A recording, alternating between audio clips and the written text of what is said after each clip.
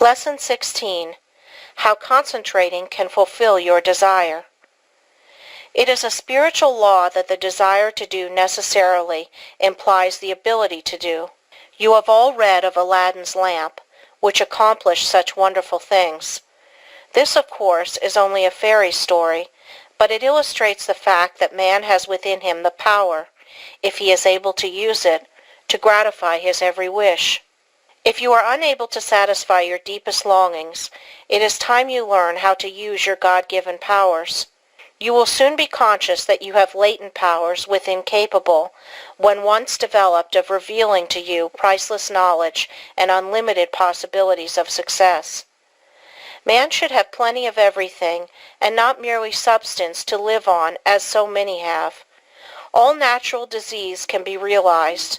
It would be wrong for the infinite to create wants that could not be supplied. Man's very soul is in his power to think, and it therefore is the essence of all created things. Every instinct of man leads to thought, and in every thought there is great possibility, because true thought development, when allied to those mysterious powers that perhaps transcend it, has been the cause of all the world's true progress. In the silence we become conscious of that something which transcends thought, and which uses thought as a medium for expression. Many have glimpses of that something, but few ever reach the state where the mind is steady enough to fathom these depths.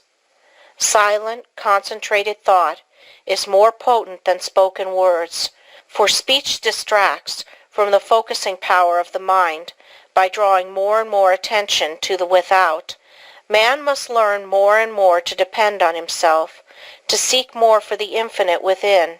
It is from this source alone that he ever gains the power to solve his practical difficulties. No one should give up when there is always the resources of infinity. The cause of failure is that men search in the wrong direction for success, because they are not conscious of their real powers that when used are capable of guiding them. The infinite within is foreign to those persons who go through life without developing their spiritual powers. But the infinite helps only he who helps himself. There is no such thing as a special providence. Man will not receive help from the infinite except to the extent that he believes and hopes and prays for help from this great source. Concentrate on what you want and get it. The weakling is controlled by conditions. The strong man controls his conditions. You can be either the conqueror or the conquered. By the law of concentration you can achieve your heart's desire. This law is so powerful that which at first seems impossible becomes attainable. By this law, what you at first see as a dream becomes a reality. Remember that the first step in concentration is to form a mental image of what you wish to accomplish. This image becomes a thought seed that attracts thoughts of a similar nature.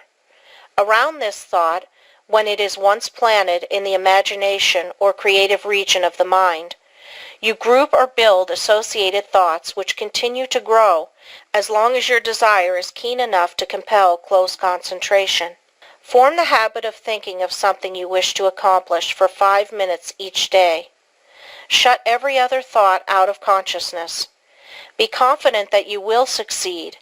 Make up your mind that all obstacles that are in your way will be overcome and you can rise above any environment. You do this by utilizing the natural laws of the thought world, which are all-powerful. A great aid in the development of concentration is to write out your thoughts on that which lies nearest your heart, and to continue, little by little, to add to it until you have as nearly as possible exhausted the subject. You will find that each day as you focus your forces on this thought at the center of the stream of consciousness, new plans, ideas, and methods will flash into your mind. There is a law of attraction that will help you accomplish your purpose.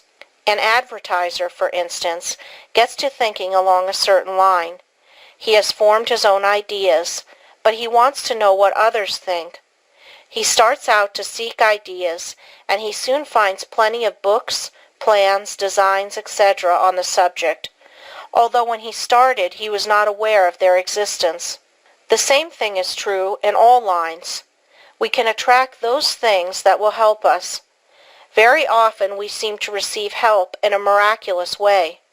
It may be slow in coming, but once the silent, unseen forces are put into operation, they will bring results so long as we do our part.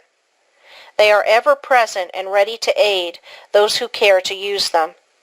By forming a strong mental image of your desire, you plant the thought seed, which begins working in your interest, and in time, that desire, if in harmony with your higher nature, will materialize.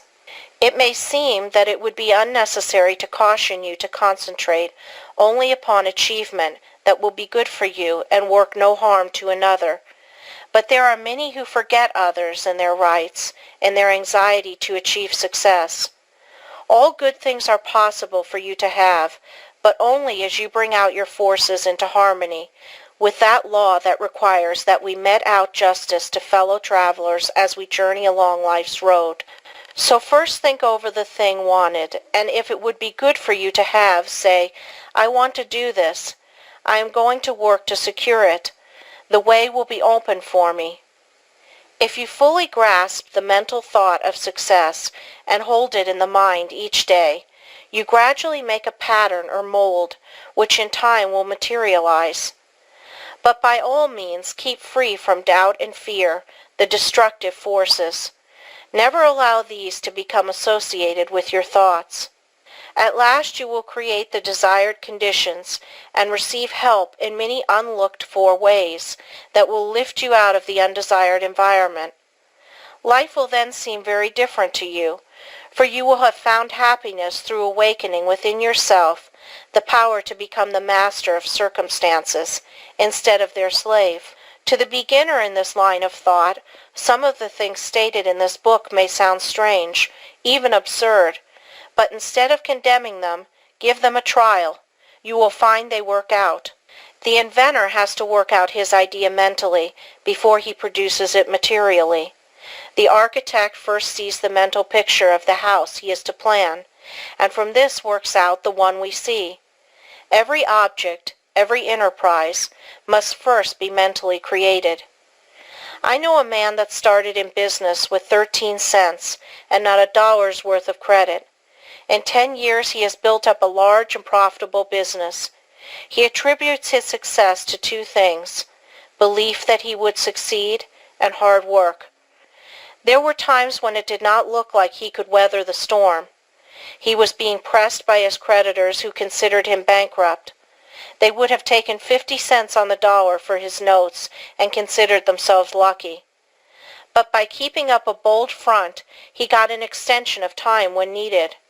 When absolutely necessary for him to raise a certain sum at a certain time, he always did it.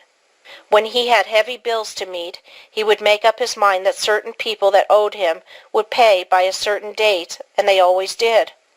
Sometimes he would not receive their check until the last mail of the day of the extension, and I have known him to send out a check with the prospect of receiving a check from one of his customers the following day.